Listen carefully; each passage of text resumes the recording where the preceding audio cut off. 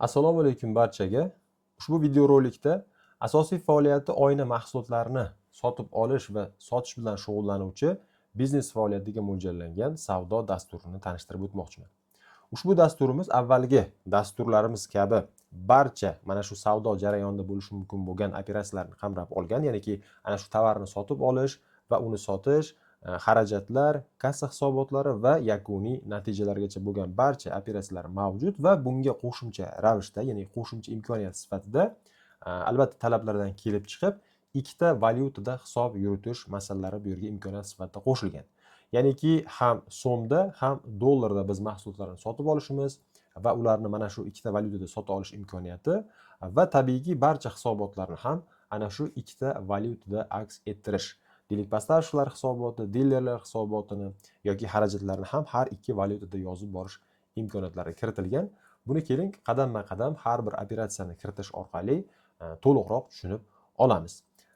Ko'rib turganingizdek asosiy menyu har bir demak qatorda bo'limlar o'z mantig'i bo'yicha ketma-ketlikda joylashtirilgan.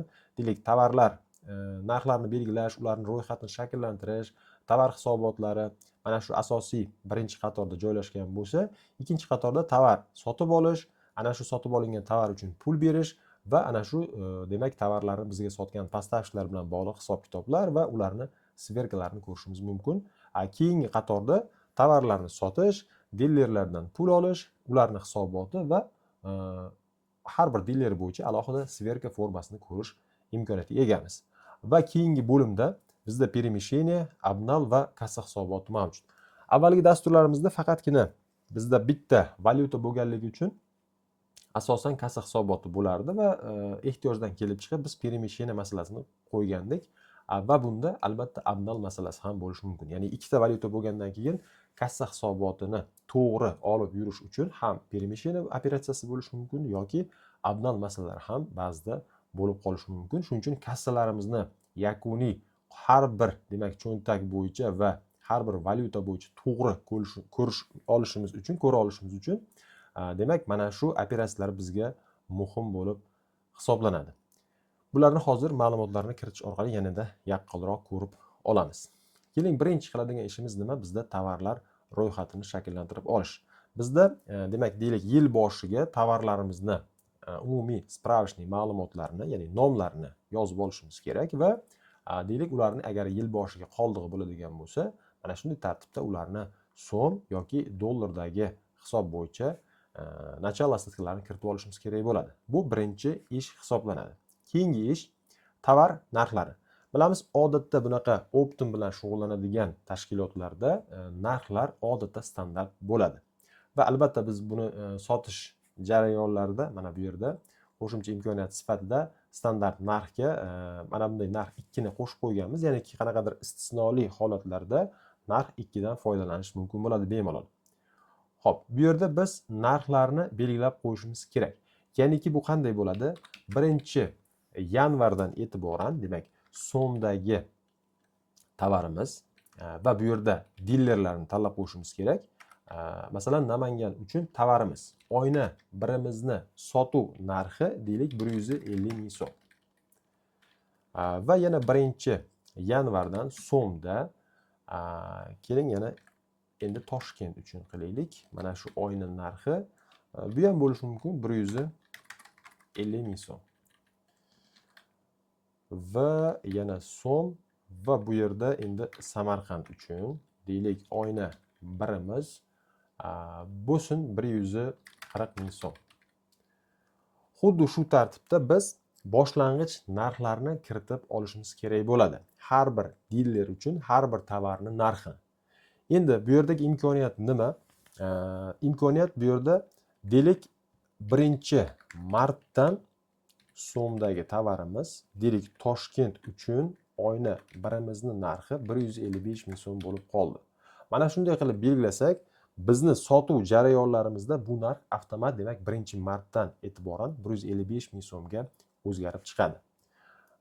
Xuddi shuni singari boshqa tovarlarimizni ham narxini kiritib olishimiz mumkin. Deylik bu yerda mana dollarda hop tovar yoki mana Namangan uchun va Toshkent, deylik Samarqand uchun oyna uchimiz bizda dollarda yuritilardi asosan. buni ham narxini kiritib qo'yamiz. Deylik masalan mana bu yerda dollarni tanlab qo'yamiz. Deylik 15 dollardan bo'lsin bular.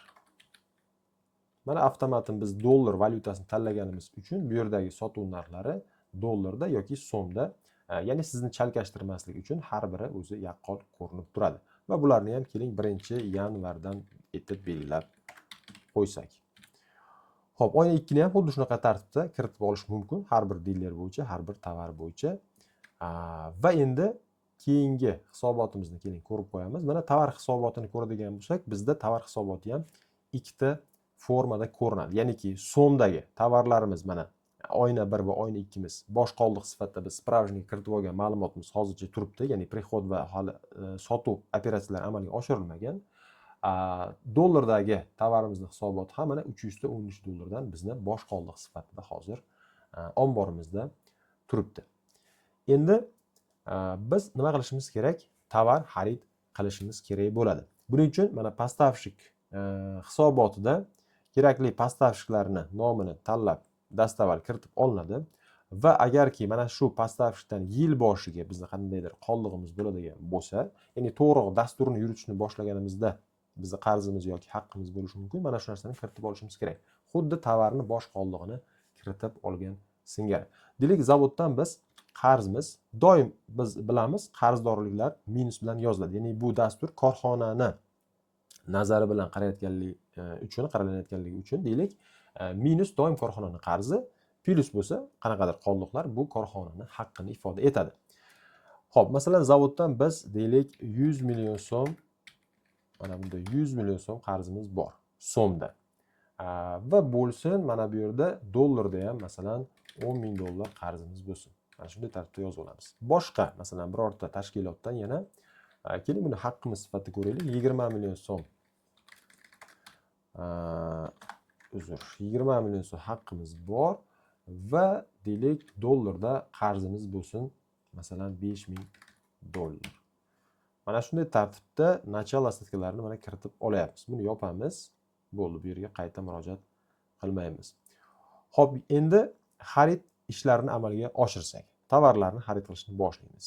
Demak, sana masalan 1-yanvar valyuta.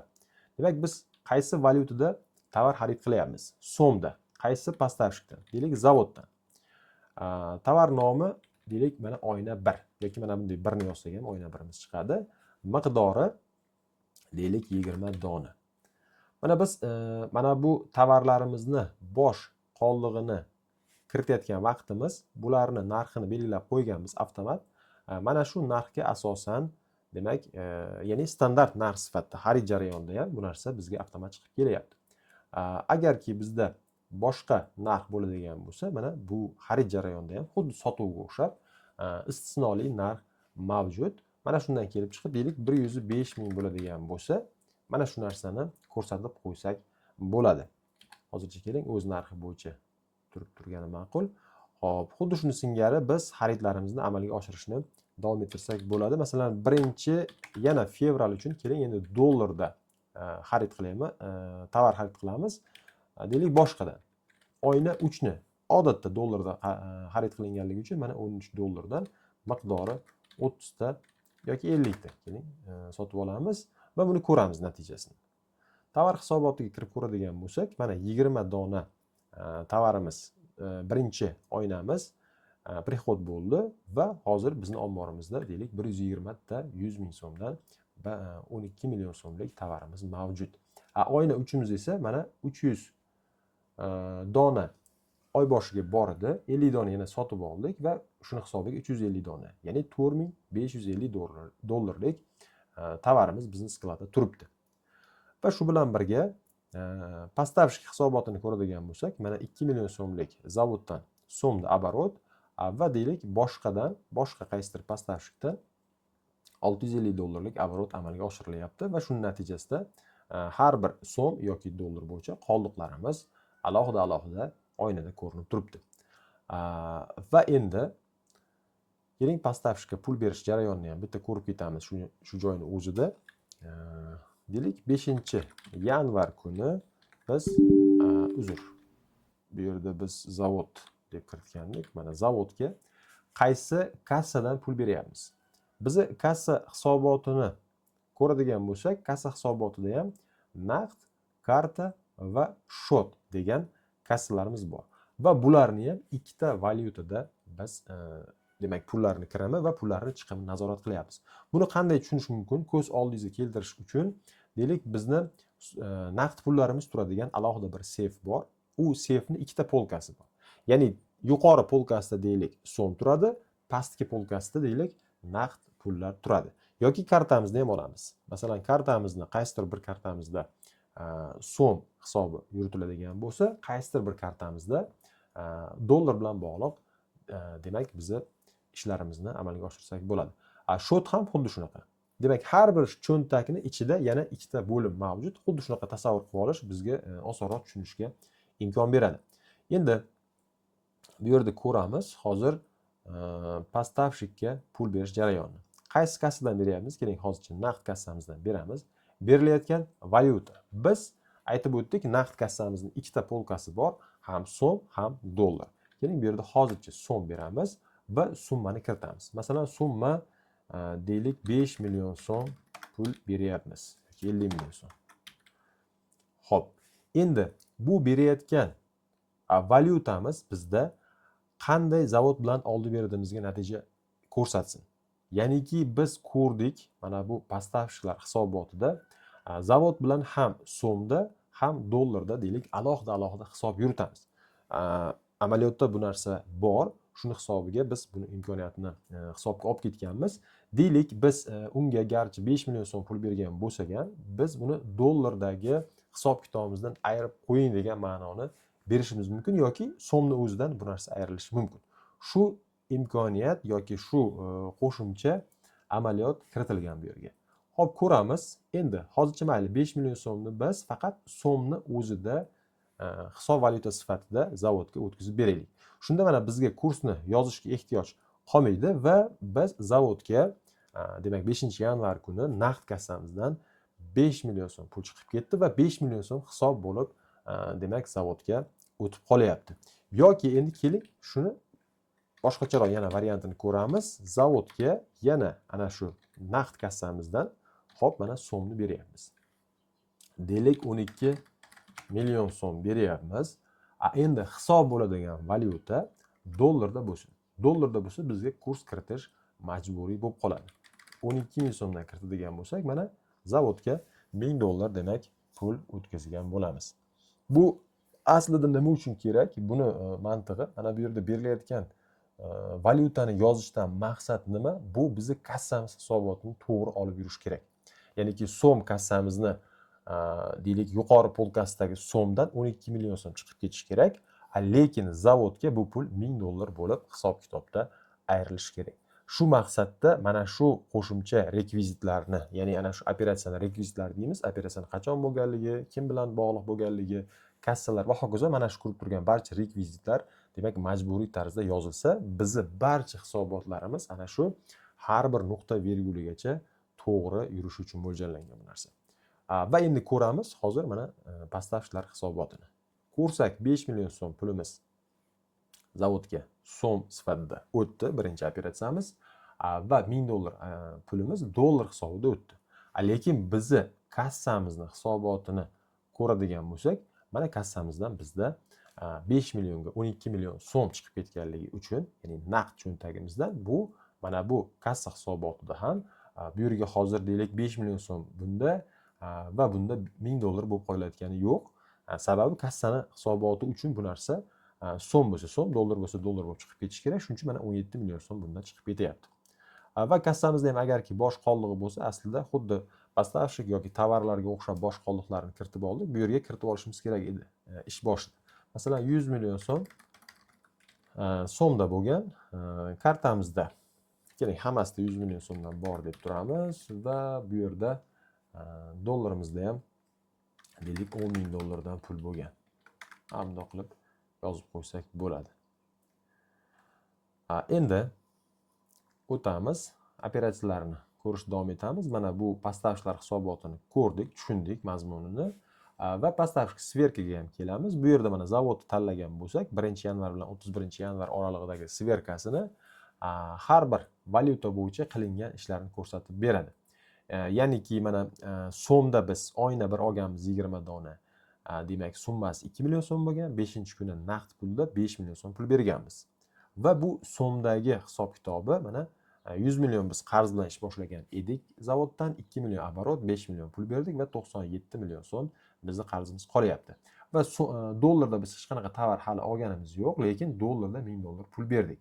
Va buni ko'rib qo'ysak, mana 10 ming dollar zavoddan qarzimiz bor edi, hali оборот amalga oshirilmadi, ya'ni dollarda biror narsa xarid qilmadik va 1000 dollar pul berdik. Shuning natijasida 9000 dollar bizning zavoddan dollarda qarzimiz qolyapti. Mana hisobotda ham 97 millionga 9000 dollar, mana bu umumiy hisobotda ham 97 millionga 9000 dollarlik qarzimiz alohida valyutada ko'rinib turibdi. Shuning uchun sverkamiz ham xuddi shunga o'xshab ikkita formada bizga aks etib ko'rinyapti.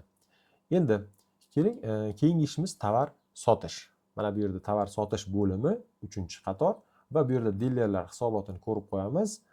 Dilerlarimiz bizda mana deylik Namangan, Toshkent, Samarqand asosiy dilerlar bilan ishlanganligi uchun mana shu narsa yozilgan va bularda ham xuddi поставщикка o'xshab ikkita valyutada hisob-kitoblar olib boriladi. Keling, bu yerda ham agarki bosh qoldiq bo'ladigan bo'lsa, bularni so'mda yoki dollarda kiritib olishimiz kerak. Deylik, Namanganda masalan bizni odatda endi haqdorlik bo'ladi. Masalan 50 million so'm haqqimiz bo'lgan. Toshkentda masalan deylik 90 million so'm haqqimiz bor. Samarqandda masalan ko'proq predoplata olinganligi uchun 20 million so'm qarz bo'lib turamiz mana bunday tartibda. Va dollarda ham keling, masalan Namangandan qarz bo'laylik. Masalan 1000 dollar yoki 10000 dollar. Hop, Toshkentdan 5000, Samarqanddan endi 2000 dollar haq bo'lib turamiz. Va bularni ham yopamiz. Va mana shu qoldiqlar ustiga endi tovar sotib pul olish jarayonlarini ko'rib ketamiz. Xuddi поставщикlarda bo'layotgan ishlarni, ya'ni amallarni teskari tartibi bu yerda bizda ko'rinadi. Endi keling, tovar sotish. Tovar sotishga kelamiz va sana 1-yanvar valyuta so'm, diler mana hop Namanganga sotyapmiz tovar oyna 1ni. Oyna 1ni belgilashim bilan mana 150 ming so'mlik standart narx chiqib kelyapti. Bu qayerdan kelyapti? Biz dastavval tovar narxlarini standart belgilab qo'ygan edik. Mana Namangan uchun 1-yanvardan e'tiboran oyna 1 tovarimiz 150 ming so'm. Keling, masalan mana bu yerda 1-maydan demak so'mda Namangan uchun oyna 1imizni narxini 170 ming so'mga 170 ming so'mga ko'tarib qo'yaylik 1-maydan. Xo'p, endi kelamiz, tovar sotishga kelamizda mana bu yerda 1-maydan so'mda Namangan oyna 1. Oyna 1ni tanlashim bilan mana endi ana shu o'zgargan narx bizda 170 minglikni chiqarib beradi. Yoki agar men 30-aprelni belgilashim bilan 30-aprelda ham ana shu 1-yanvar kuni belgilangan standart 150 ming so'mlik narx bizda chiqib turadi. Bu ham asli imkoniyat. Faqatgina ana shu ish boshlayotganda mana bu standart narxlarni bir qator har bir diler bo'yicha, har bir tovar bo'yicha kiritib olsak, bizda tovarlarni sotishda qiyinchilik yuzaga kelmaydi. Bunda ham istisnoli narx bor. Agarki qaysidir bir safar tovar narxini arzonroq, endi odatda shunaqa bo'ladi. Masalan, arzonroq beriladigan bo'lsa, keling buni hozir 10 dona kiritib turamiz, buni 20 dona kiritib turamiz. Agar deylik 145 mingdan beradigan bo'lsak, mana bizda hozir narx birimiz yo'qoldi va narx ikkimizga nisbatan mana bu yerda hozir formati biroz boshqacha qilingan ekan. Asli bu oq formatda bo'lganligi uchun bizda mana bu narsa ko'rinib qolyapti. Buni keyin to'g'rilab qo'yar ekanmiz. Shunda mana shu 145 mingga nisbatan mana bu yerda e'tibor bersangiz 1 450 minglik оборот amalga oshirilgan bo'lib qolyapti. Va hisob-kitoblarni ko'ramiz endi. Diler hisobotiga keladigan bo'lsak, mana hozircha Namangandan biz 3 millionlik оборотni amalga oshirgan bo'layapmiz. Yo'q, uzr, mana bu yerda 2-yanvar turibdi. Mana bunday qilsak, dastlab boshlagan 50 millionlik qarzimiz ustiga 4 450 minglik оборотni ko'rsatib beryapti. Ya'niki mana bu sotishdagi qo'shsak mana 4 450 minglik. Xuddi shu tartibda biz operatsiyalarni davom ettirsak bo'ladi. Keling, hozir yana birorta dollar uchun ham misol kiritib qo'yamiz. 5-yanvar uchun dollarda deylik Toshkentga oyni 3 sotyapmiz. Oyni 3ni biz deylik 15 dollardan belgilagan ekanmiz. Keling, 30 ta sotamiz Toshkent uchun. Va buni hisobotda ko'rib qo'yamiz. Dollar hisobotiga kirsak, mana Toshkentdagi оборот 450 ming bo'lib qoldi va shu natijasida bizni Toshkentdan qarzdorligimiz, chunki 5 ming dollar bizning qarzimiz bor edi Toshkent dillardan, 450 dollarlik biz tovar sotdik. Shu natijasida bizni qarzimiz kamayib qolyapti. Xo'p, bu ham tushunarli, xuddi поставщикka o'xshagan hisob teskarisi va keling endi dillardan pul olish jarayonlarini ham bitta ko'rib qo'yamiz. Masalan, 10-yanvar deylik Toshkentdan qaysi kassamizga pul kelyapti? Masalan, karta belgilab qo'yamiz. Olinayotgan valyuta. Bizga qanaqa valyutada pul kelyapti? Bu yerda tanlaymiz. So'm. Masalan, Toshkent bizga so'm beryapti. Kartamizga tushirib beryapti. To'g'rirog'i nech pul? Masalan, deylik 5 million so'm bizga so'm o'tkazib berdi. Bu so'm bizga agar so'm bo'lib o'tadigan bo'lsa, mana kursni kiritishga ehtiyoj bo'lmaydi va buni ko'ramiz hisobotda. Mana 5 million so'm bo'lib Toshkent bilan bog'liq debitor kreditor masalalariga ta'sir o'tkazyapti. Endi agarki biz buni dollarda hisob-kitobga kiritadigan bo'lsak, kursni kiritib qo'yishimiz kerak. Masalan, 12 mingni kiritib qo'ysam, mana 416 dollarlik hisob-kitob o'tyapti. Bu ham xuddi mantig'i ana shu поставщикlarga pul berish bilan deyarli bir xil. Ya'ni mana bu yerda olinayotgan valyutani turini tanlash, ya'ni so'm yoki dollar ekanligini tanlash bizni kassamizga ta'sir o'tkazadi. Bu yerda hisob bo'layotgan valyuta esa ana shu dillerlar bilan bog'liq debitor kreditorlik masalalariga ta'sir o'tkazadi. Shuning uchun bu rekvizitlarni ham bevosita to'liq kiritishimiz kerak bo'ladi. Endi ko'rib qo'yamiz, mana hisobotda ko'radigan bo'lsak, endi mana 417 dollar sifatida bu dollar hisob-kitobiga o'tib ketdi. Lekin kassamizda bu narsa mana 5 million sifatida kartamizga to'g'riroq kirim bo'lyapti. Dillerdan kirim bo'lyapti. Va kassamizni har bir cho'ntagi bo'yicha va har bir valyuta bo'yicha qolliqlarimiz to'g'ri bu yerda yurishini ko'rishimiz mumkin. Maqsad mana shu narsa uchun kerak. Chunki ba'zida shunday bo'ladi, qarorlar qabul qilishda aniq qaysi kassada, qaysi valyutada nech pul turganligini aniq bilishimiz kerak bo'ladi va shunga qarab biz qarorlar qabul qilishimiz mumkin bo'ladi. Xo'p, endi bizdagi keyingi masala diller sverkasi. Bu yerda mana hozir tanlaydigan bo'lsak, mana Toshkent bilan bog'liq operatsiyalarning sverkasi chiqib qolyapti yoki deylik Namanganni tanlaydigan bo'lsak, mana xuddi поставщикka o'xshab ham ana shu har bir valyuta bo'yicha hisob-kitoblar amalga oshib boryapti. Endi keyingi masalamiz, keling hozir xarajatlarni masalasini ko'rib olamiz. Xarajatlar hisobotiga kiradigan bo'lsak, bunda ham bizda ham so'm, ham dollar masalasi ko'rsatib o'tilgan. Va bunda ham karta, naqd va shot cho'ntaklarimiz ikkita valyutada ko'rishimiz mumkin. Va birinchi qiladigan ish bizda ham mana xarajat turlarini spravishnik ko'rinishida xuddi tovar nomlarini yozib olganimiz singari bu yerga yozib olishimiz kerak bo'ladi dastavval va endi kunlik operatsiyalarni biz xarajatlarni yozib borish oynasiga yozib ketamiz. Ya'ni bu qanday bo'ladi? Yana masalan 1-yanvar holatiga naqd kassamizdan xarajat turi bizda mana oziq-ovqat, transport yoki oylik. Masalan, oziq-ovqat uchun so'mda pul berdikmi yoki dollarda? Buni tanlashimiz kerak. Agar so'mda bo'lsa, so'm valyutasini tanlaymiz va bu yerga deylik 500 ming so'm oziq-ovqat uchun ma'lum xarajatni amalga oshirgan bo'lamiz. Va buni hisobotda ko'rib qo'yamiz. Ko'rsak, mana bizni so'mdagi naqd kassamizdan 500 ming so'm oziq-ovqat uchun chiqib ketganligini ko'rsak bo'ladi. Yoki keling endi dollarda biror operatsiyani bajaramiz. Xo'p, naqd bo'la qolsin. Deylik transport uchun dollarda 60 dollarlik xarajatni qilgan bo'laylik. Yoki yana 2-yanvar, keling kartadan oylik beryapmiz, so'mda 1 million so'm. Va ko'rib qo'yamiz xarajatlar hisobotini. Ko'rsak, mana har bir demak cho'ntak bo'yicha va valyuta bo'yicha o'z joyiga joylashib qolyapti hammasi hisob kitobda. Va bu yerda albatta davrlar bor. Xohlagan davrimizni tanlab, deylik 1 oylik yoki 1 yillik yoki 5 oylik umumiy intervalda qancha xarajatlar nima uchun chiqib ketganligini ham bevosita ko'rish imkoniyatiga ega bo'lamiz. Xo'p, bu xarajatlarimizni hisoboti edi. Bu tushunarli. Avvalgi dasturlarimizda ham xuddi shu prinsip amalga oshirilgan. Endi dasturni eng qiziq joylaridan bu permisheni va abnal masalalari. Permission nima uchun kerak? Bizda ana shu kassadan kassaga pul ko'chirish ehtiyoji bo'lishi mumkin. Ya'niki biz deylik naqd kassamizdan olib inkassaga bankimizdagi shotga pul topshirishimiz mumkin. Yoki kartamizdan bankomatdan pul yechib kassamizga naqd pul ko'rinishida qo'yib qo'yishimiz mumkin. Mana shu jarayonlar permission, ya'ni o'tkazma ko'rinishida bo'ladi. Bu nima uchun kerak? Aslida umumiy yig'inda bizni pullarimiz qiymati o'zgarmaydi, lekin har bir kassadagi boshda aytib o'tganimdek qolliqlarni to'g'ri ko'rib yura olish uchun bu narsa muhim bo'ladi. Shuning uchun bu yerda mana permission kirim, permission chiqim masalasi bor, abnal kirim, abnal chiqim masalalari bor. Hozir buni ham ko'ramiz.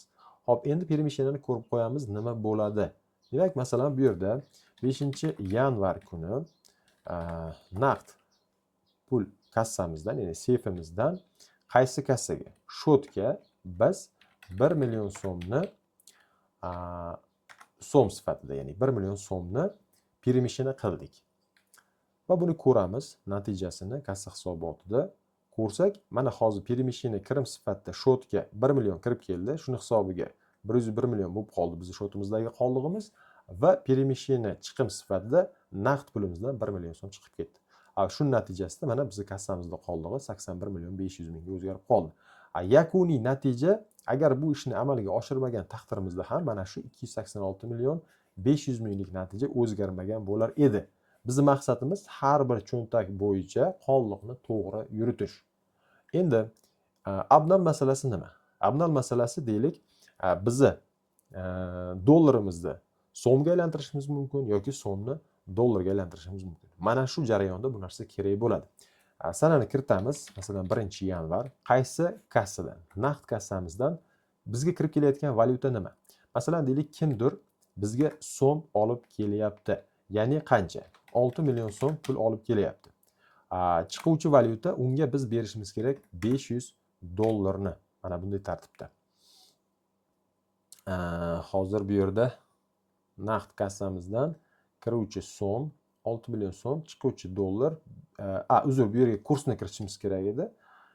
Shunga chalg'idi. Mana 12 ming so'mdan kiritsak, bu yerda 500 dollar. Ya'ni kimdir bizga hozir naqd kassamizga 6 million so'm pul olib keldi va biz unga dollar kassamizdan 500 dollar pul berib yuboryapmiz 12 ming so'm kursdan. Buni ham natijasini ko'rib qo'yamiz. Keling, mana bu yerda ko'radigan bo'lsak, mana abnalda bizni naqd kassamizni so'mga 6 million so'm pul kirib kelyapti va dollardagi kassamizda, naqd kassamizdan 500 dollar pul chiqib ketyapti. Abnalni masalasi xuddi mana shunaqa tartibda bo'ladi. Yoki teskari operatsiya bo'lishi mumkin. Deylik, bizga kimdir dollar olib keladi va bunga biz qanchadir kurs chaqib so'm berib yuborishimiz mumkin. Mana shu narsa uchun kerak bo'ladigan bu jadvalimiz.